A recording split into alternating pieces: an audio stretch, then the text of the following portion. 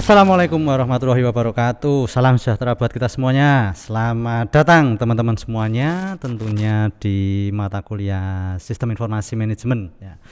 Oke, kali ini bersama saya, ya, Arif Nugroho Rahman. Ini yang akan membahas mengenai teknologi sistem komputer. Nah, ini pertemuan topik yang keempat. Oke.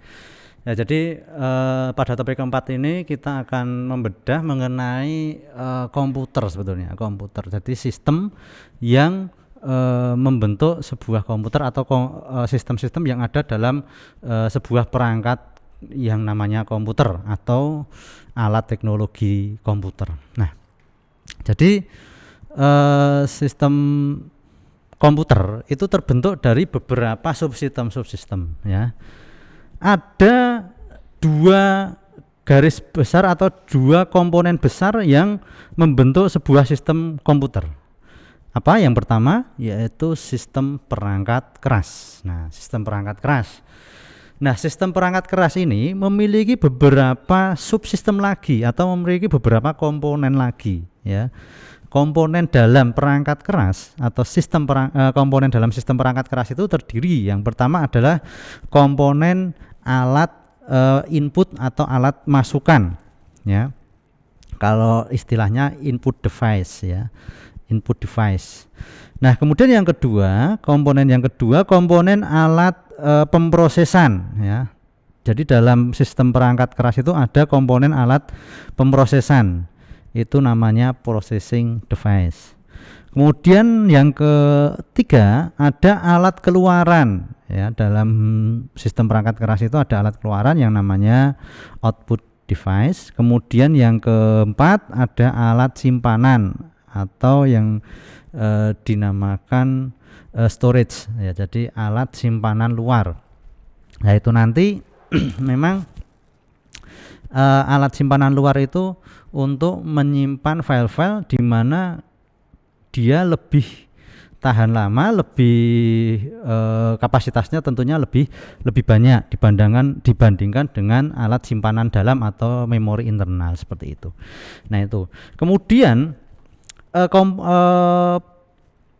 komponen yang kedua yang membentuk sistem komputer ada sistem perangkat lunak. Nah, sistem perangkat lunak ini ada komponen-komponennya lagi atau ada subsistemnya lagi. Yang pertama yaitu perangkat lunak sistem atau sistem software.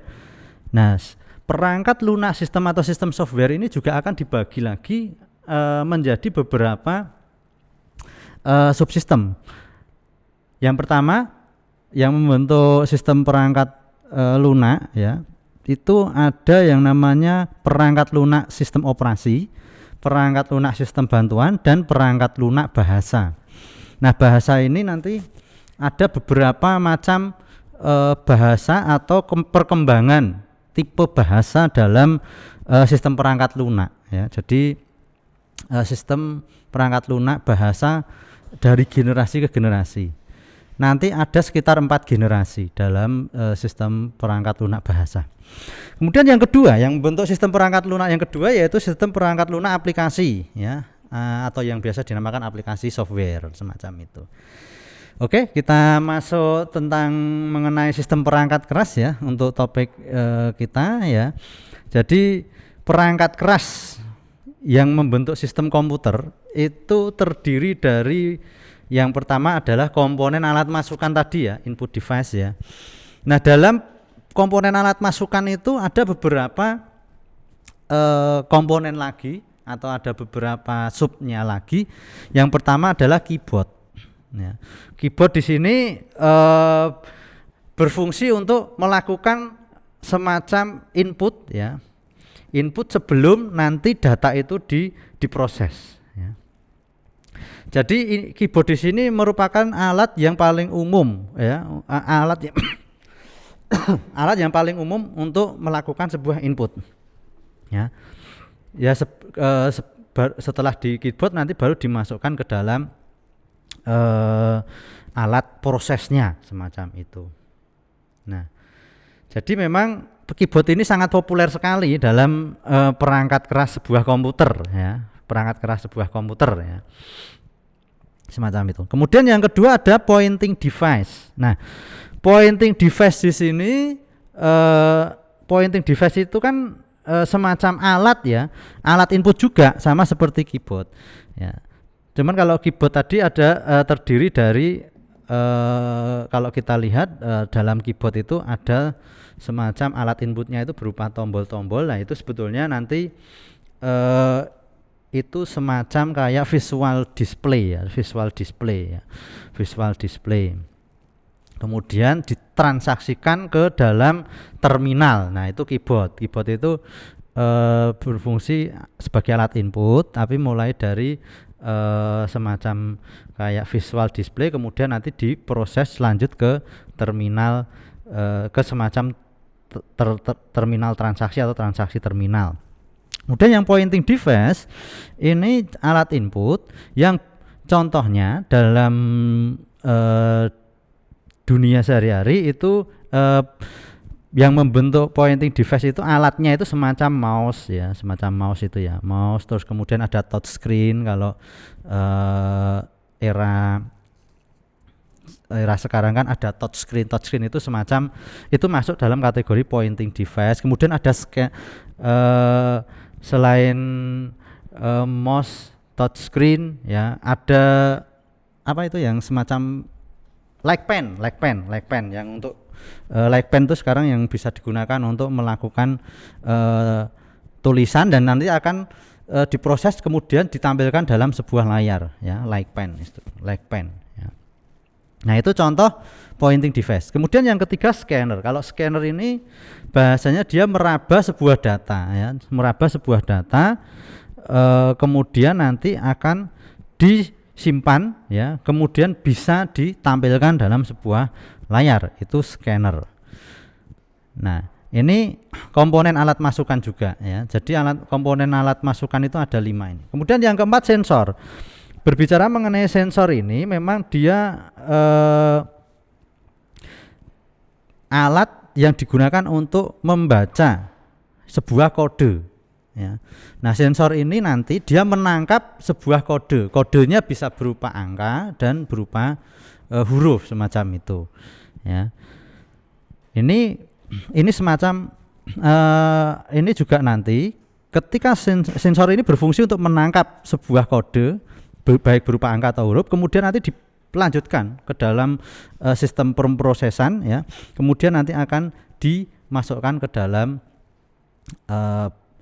perangkat komputer semacam itu ya, kemudian nanti bisa diteruskan ditampilkan dalam sebuah layar juga semacam itu. Kemudian yang kelima voice recognizer, ini alat inputan tapi berupa audio ya atau suara. Jadi voice recognizer ini memang perangkat yang digunakan untuk menangkap sebuah suara setelah itu baru dimasukkan ke dalam sistem pemrosesan dan baru nanti bisa ditampilkan juga dalam layar ya. Data itu yang ditangkap itu bisa dimasukkan ke dalam layar. Nah kalau voice recognizer ini ada perangkatnya lagi yang namanya mikrofon, biasanya mikrofon ya semacam itu. Kemudian kalau sensor tadi kamera digital ya, scanner ini bisa kamera digital juga semacam itu. Nah ini sistem ini salah satu ini merupakan komponen alat masukan dalam sistem perangkat keras. Nah kemudian alurnya setelah dari alat input atau alat masukan tadi kita masukkan ke komponen pemrosesan. Dalam sistem perangkat keras komponen alat pemrosesan itu ada 2. Yang pertama adalah Central Processing Unit atau yang biasa disingkat CPU ya. CPU ini terdiri dari 2, yaitu unit unit kendali dan unit aritmatika. Nanti masing-masing itu punya fungsinya sendiri-sendiri ya. Jadi untuk control unit itu atau unit kendali itu nanti akan digunakan sebagai alat untuk mengendalikan. Kemudian yang untuk aritmatika ini nanti semacam pemrosesan terkait dengan data-data logika semacam itu, logika dan aritmatika itu sendiri atau angka-angka. Kemudian yang kedua, dalam komponen alat pemrosesan itu ada namanya memori utama ya, atau main memory kalau atau bisa juga disebut internal, memori internal ya, memori internal. Nah, memori internal terdiri dari dua juga. Yang pertama adalah RAM dan yang kedua adalah ROM. RAM itu random access memory, sedangkan ROM itu random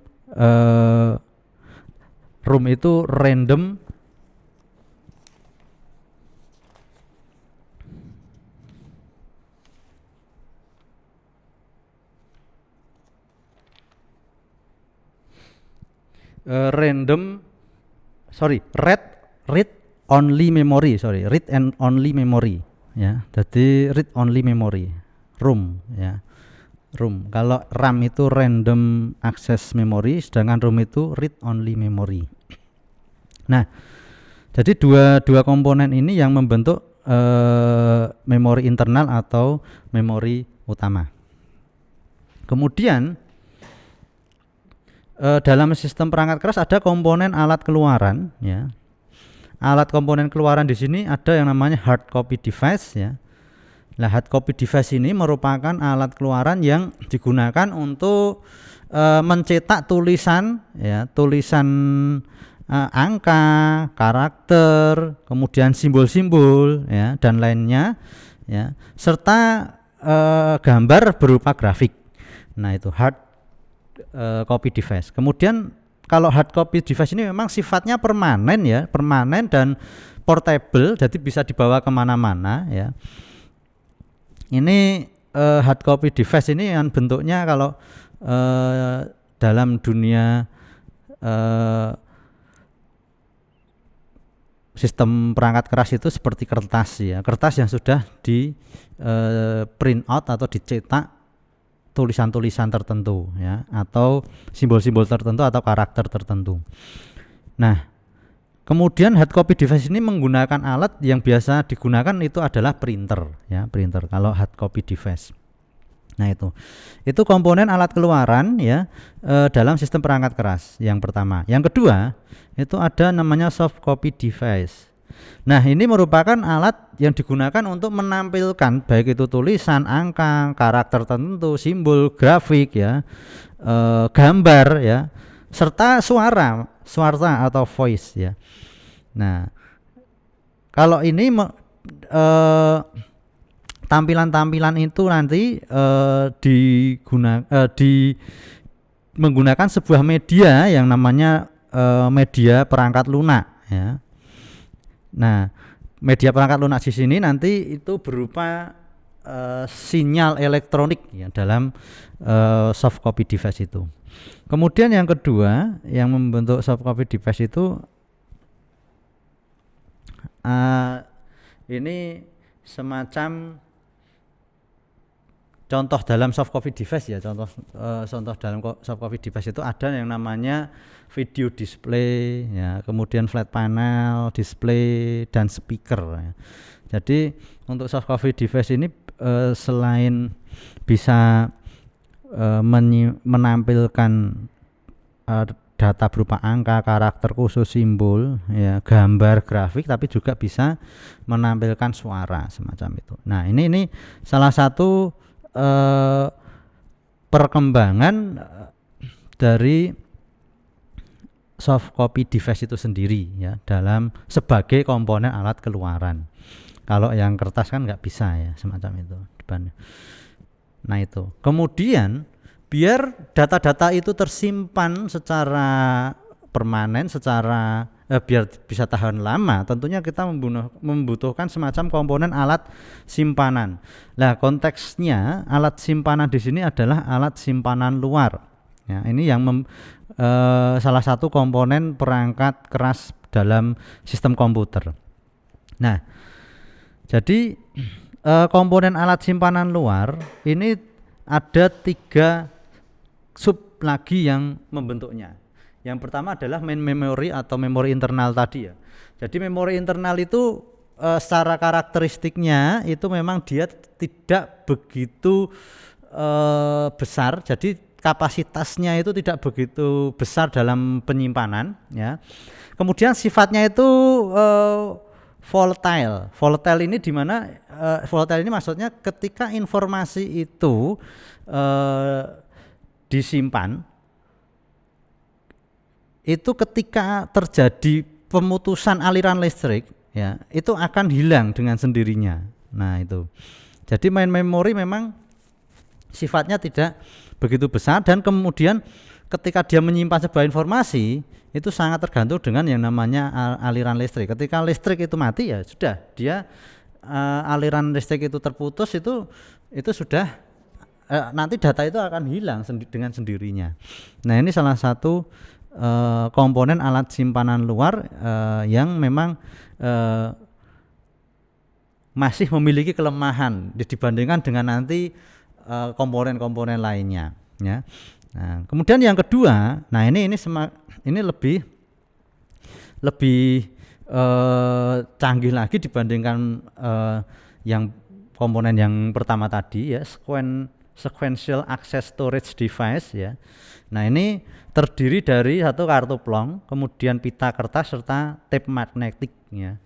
Nah, ini secara kapasitas dia lebih besar dibandingkan dengan main memory atau memori internal ya, semacam itu. Karena dia sudah menggunakan tape magnetik ya, pita kertas dan kartu plong, otomatis dia dalam penyimpanannya akan kapasitasnya lebih besar ya, kelebihannya.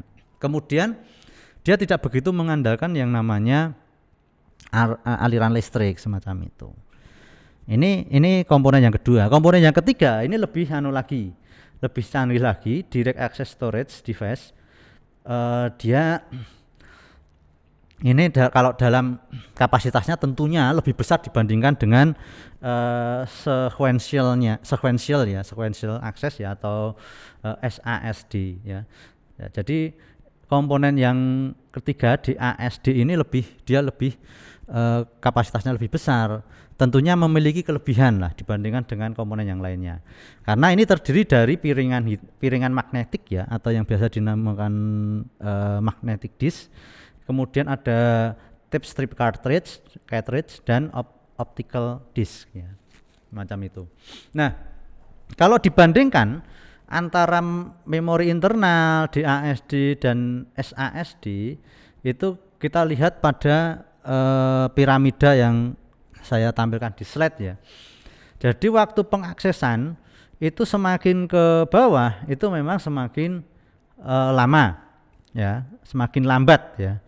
Namun kalau dihitung dari harga per bit informasi yang direkam, itu semakin ke bawah semakin murah. Jadi kalau yang paling murah itu ya sequential access storage device ya. Tuh. Kemudian untuk di ASD itu di tengah-tengah ya. Kemudian main memory itu dia yang harga per bitnya itu akan lebih murah untuk proses perekaman semacam itu. Nah, ini salah satu beberapa hal terkait dengan komponen alat simpan luar. Nah, kemudian bagaimana hubungan antara komponen-komponen dalam perangkat keras sebuah sistem komputer ya. Yang pertama, kalau kita gambarkan hubungannya dapat dilihat pada gambar di slide itu ya. Jadi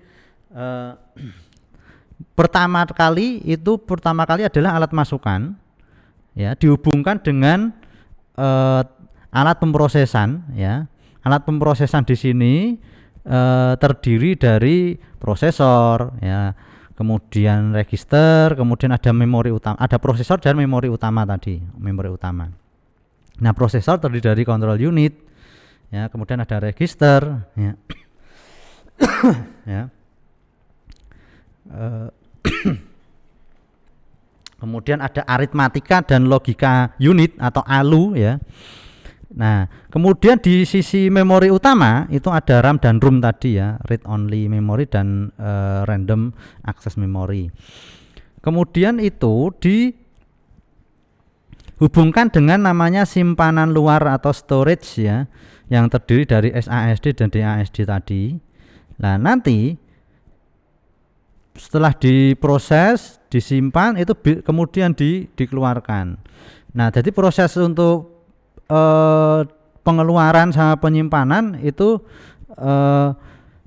bisa bersamaan ya, bisa disimpan dulu baru dikeluarkan. Nah, alat keluarannya tadi hard copy device dan soft copy device. Kalau kita gambarkan dari perangkat-perangkat keras yang membentuk sistem dalam komputer itu ya seperti ini gitu. Ya seperti yang bisa kita lihat pada tampilan di slide ini. Nah, kemudian ini tadi ya alat masukan. Alat masukan kan tadi terdiri dari keyboard ya, kemudian printing device, scanner ya, reader, sensor dan voice recognition. Kemudian alat keluarannya hard copy device dan soft copy device. Nah, simpanan luarnya berupa SASD dan DASD. Ini hubungan antar komponen-komponen perangkat keras dalam komputer. Kemudian sistem besar yang kedua adalah sistem perangkat lunak ya. Ini yang sistem yang kedua yang membentuk sistem komputer. Nah, dalam sistem perangkat lunak, jadi berbicara mengenai sistem perangkat lunak, itu diklasifikasikan menjadi dua. Perangkat lunak sistem atau sistem software. Yang kedua, perangkat lunak aplikasi atau application software. Nah, perangkat lunak sistem atau sistem software ini dikelompokkan menjadi tiga. Perangkat lunak sistem informasi, operasi ya.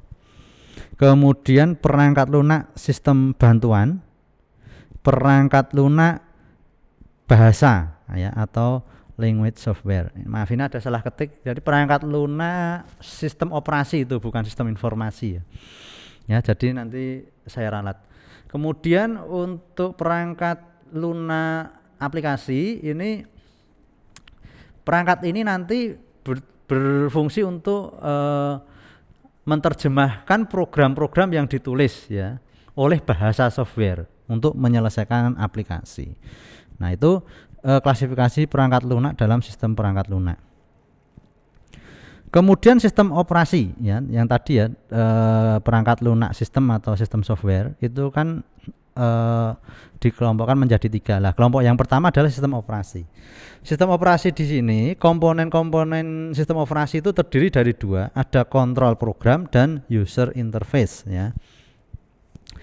Kemudian untuk fungsi sistem operasi itu sendiri ya, itu sebagai fungsi alokasi sumber daya dan fungsi penjadwalan sumber daya serta fungsi pengawasan terhadap aktivitas sistem komputer ya. Jadi fungsi-fungsi sistem operasi itu ada tiga itu ya. Fungsi alokasi sumber daya untuk mengalokasikan sumber daya dalam organisasi. Kemudian menjadwalkan sumber daya yang ada dalam organisasi. Yang ketiga, pengawasan terhadap aktivitas sistem komputer ya, sistem komputer yang ada dalam sebuah organisasi semacam itu. Nah, jadi itu tadi terkait dengan komponen-komponen atau sub yang membentuk sistem operasi dalam sistem perangkat lunak sebuah komputer semacam itu. Nah, kemudian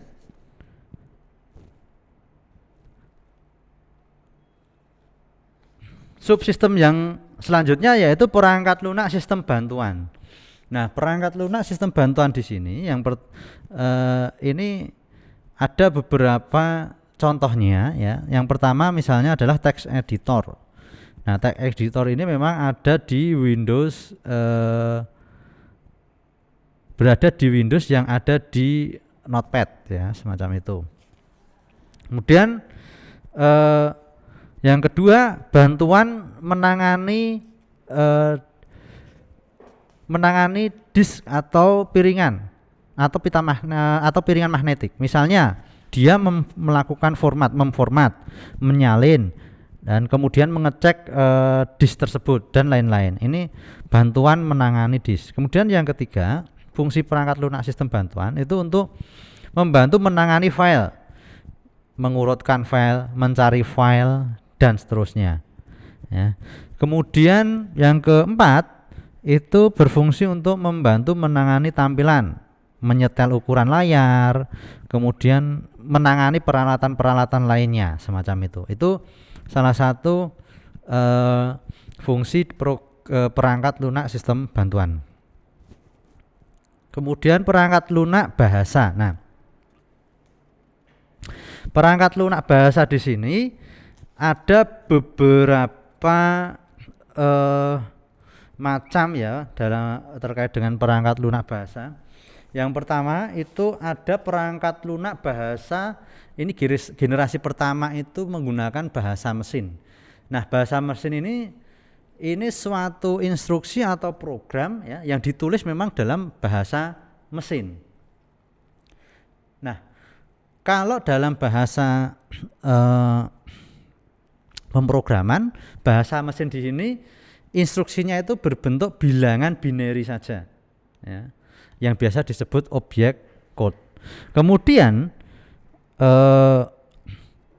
kumpulan dari objek code ini merupakan salah satu instruksi yang berbentuk bilangan ya, berbentuk bilangan binary. Kemudian kumpulan instruksi ya yang membentuk suatu program. Jadi kumpulan instruksi yang membentuk suatu program itu yang dinamakan objek program semacam itu.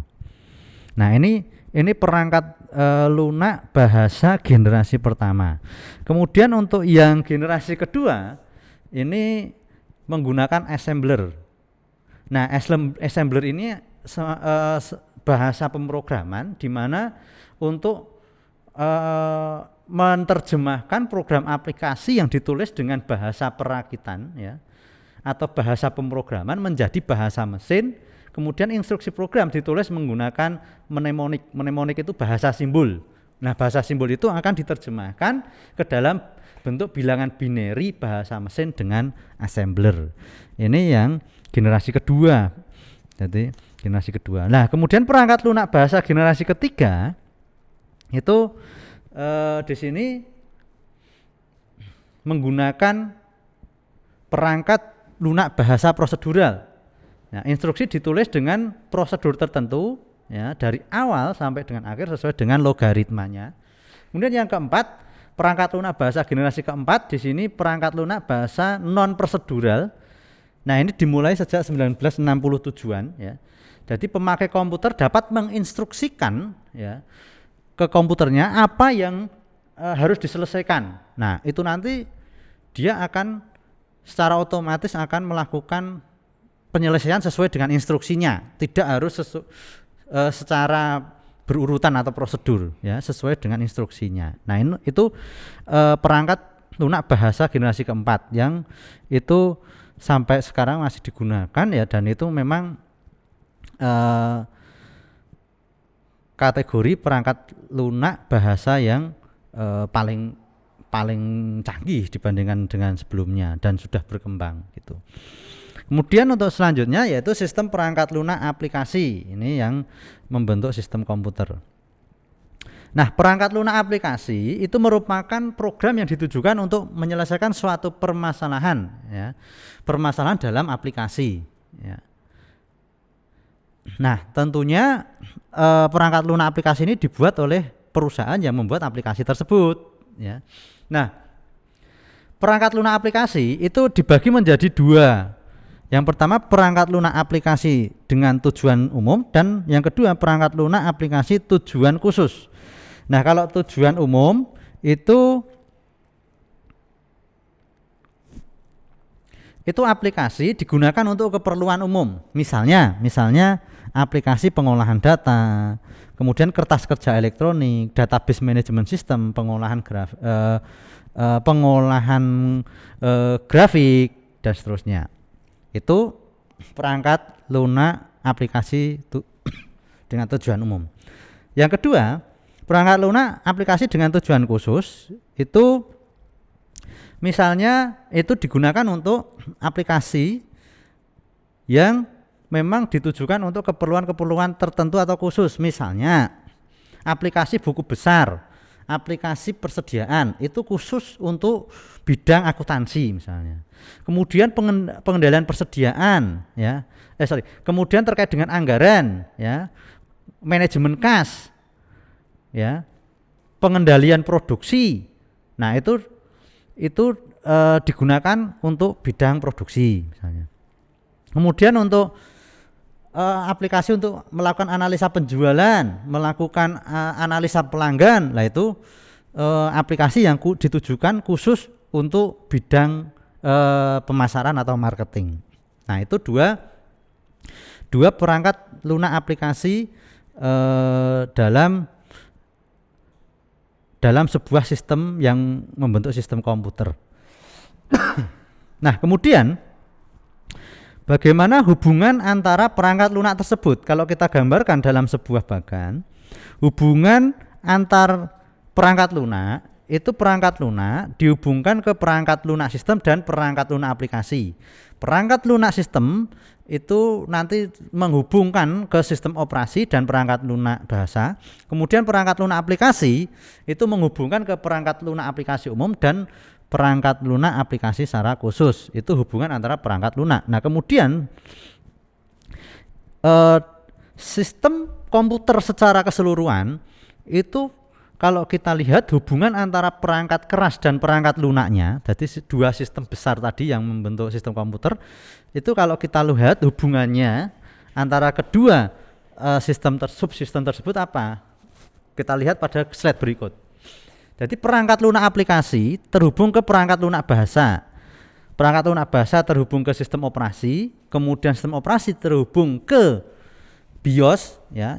BIOS ini alat yang menghubungkan antara keyboard dengan layar. Lah, itu semua nanti akan dikaitkan atau dihubungkan dengan perangkat keras sebuah komputer. Nah, dari situ terbentuklah yang namanya sistem komputer secara keseluruhan.